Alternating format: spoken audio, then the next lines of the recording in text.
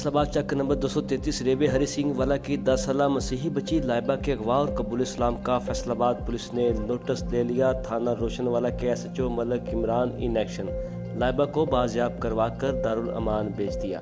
कानून से बालतर कोई भी नहीं, मेरिट पर तफ्तीश होगी। माइनॉरिटी अलायंस के जोनल कोऑर्डिनेटर ह्यूमन राइट्स और क्रिश्चियन जर्नलिस्ट एसोसिएशन फैसलाबाद के जनरल सेक्रेटरी डॉक्टर सलामत से बात करते हुए एसएचओ मलक इमरान ने कहा कि तमाम किरदारों को सामने लाया जाएगा, जिस पर